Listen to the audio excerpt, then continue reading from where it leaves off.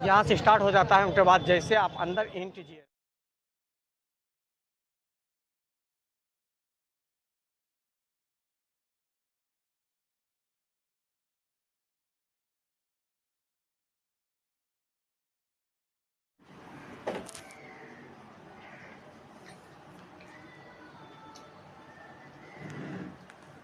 जिसे हम आठे नौमी भी कहते हैं, वो हमें कब करनी है, कन्या पूजन हवन कब करना है, दशहरा कब मनाना है, कलश का विसर्जन हमें कब और कैसे करना है। बहुत सारे कंफ्यूजन है। तमाम कंफ्यूजन आज की इस वीडियो में आपके दूर होने वाले हैं। तो देखिए, जैसे कि नवरात्र के पर्व चल रहे हैं, माता रानी के बहुत ही विशेष ये 9 दिन होते हैं। उसमें भी जो सबसे विशेष तिथि मानी जाती है वो अष्टमी और नौमी की मानी जाती है। तो सभी की कुल परंपराओं के अनुसार अष्टमी या नौमी की जाती है। किसी के यहाँ पर अष्टमी पूजती है, उसी दिन कन्या हवन पूजन होता है, और किसी के यहाँ पर नौमी के दिन नौमी पूजती है, उसी दिन हवन व कन्या पूजन भी करते हैं। तो इस साल हमें महाअष्टमी, महानवमी, हवन, कन्या पूजन, व्रत का पारण कब करना है, ये तमाम जानकारी आज की इस वीडियो में आपको मिलेगी। साथ ही साथ ये भी हम जानेंगे कि हमें दशहरा किस दिन मनाना है। तो देखिए, अष्टमी तिथि जो प्रारंभ हो रही है वो 10 अक्टूबर 2024 को दोपहर 12:31 से शुरू हो रही है, और अष्टमी तिथि जो समाप्त हो रही है वो 11 अक्टूबर दोपहर 12:06 पर समाप्त हो रही है। तो ऐसे में महाअष्टमी हमें कब करनी है? तो देखिए, अगर आपके यहाँ पर अष्टमी तिथि होती है तो देखिए, उनको 2 बातें जान लेना बहुत ही आवश्यक है। सप्तमी युक्त अष्टमी हमें नहीं पूजनी चाहिए। दूसरी बात, उदय तिथि के अनुसार ही हमारे यहाँ पर ज्यादातर व्रत त्योहार किए जाते हैं। तो 11 अक्टूबर को उदय तिथि के अनुसार अष्टमी तिथि पूजना ज्यादा शेकर रहेगा। एक बात और है कि 11 अक्टूबर को अष्टमी तिथि 12:06 तक है दोपहर, लगभग आधे दिन का समय हमें मिल रहा है।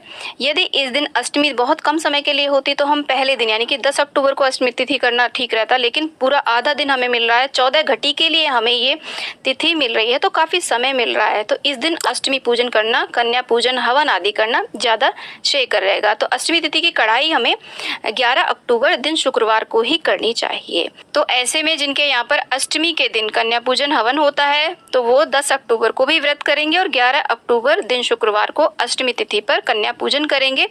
11 अक्टूबर कन्या पूजन का जो शुभ समय रहेगा वो रहेगा सुबह 9 बजे से 10:30 बजे तक। ध्यान रहे, शुक्रवार का दिन है और 10:30 बजे के बाद राहु काल शुरू हो जाएगा। तो इससे पहले पहले आप अपना कन्या पूजन कर लें, या फिर इससे पहले पहले आप कन्या पूजन अपना प्रारंभ कर लें।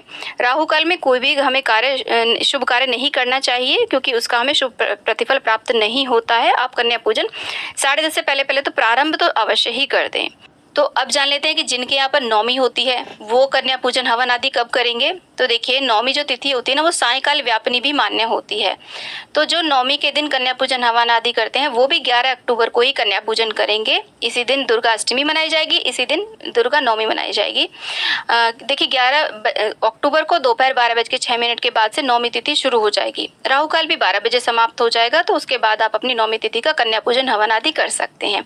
यानी कि वर्ष 2024 में शारदीय नवरात्रों में महाअष्टमी, महानवमी एक ही दिन 11 अक्टूबर दिन शुक्रवार को मनाई जाएगी। फर्क सिर्फ इतना है कि अगर आप अष्टमी का पूजन कर रहे हैं तो वो हमें 10:30 बजे से पहले पहले कर लेना है, और अगर आप नौमी पूज रहे हैं तो वो हमें 12 बजे के बाद पूजना है। 12 अक्टूबर को विजयदशमी यानी कि दशहरे का पर्व मनाया जाएगा और इसी दिन माता की चौकी का विसर्जन किया जाएगा। अगर आपने सांझी माई की स्थापना करी है तो उनका भी विसर्जन 12 अक्टूबर को ही होगा। अब हमें व्रत का पारण कब करना है। तो देखिए, आपके यहाँ पर अष्टमी तिथि होती है तो सुबह 10:30 बजे से पहले पहले आप अपने व्रत का पारण कर सकते हैं। कन्या पूजन हवन आदि करने के बाद में जो प्रसाद आपने माँ को अर्पित किया उसे खा करके आप अपने व्रत का पारण करें।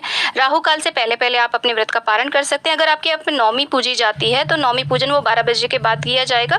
तो उसके बाद में आप हवन, कन्या पूजन करने के बाद में शाम तक कभी भी आप अपने व्रत का पारण कर सकते हैं। तो दोनों का पारण एक ही दिन 11 अक्टूबर को किया जाएगा। तो आई होप इस बार की महाअष्टमी, नौमी, पारण आदि से संबंधित सारे कंफ्यूजन आपके दूर हो गए होंगे। वीडियो यदि आपको थोड़ा सा भी पसंद आए तो प्लीज वीडियो को लाइक, शेयर एंड चैनल को जरूर सब्सक्राइब करना, और कमेंट बॉक्स में जय माता दी अवश्य लिखना। फ्रेंड्स, माँ भगवती की कृपा सभी पर बनी रहे। जय माता दी।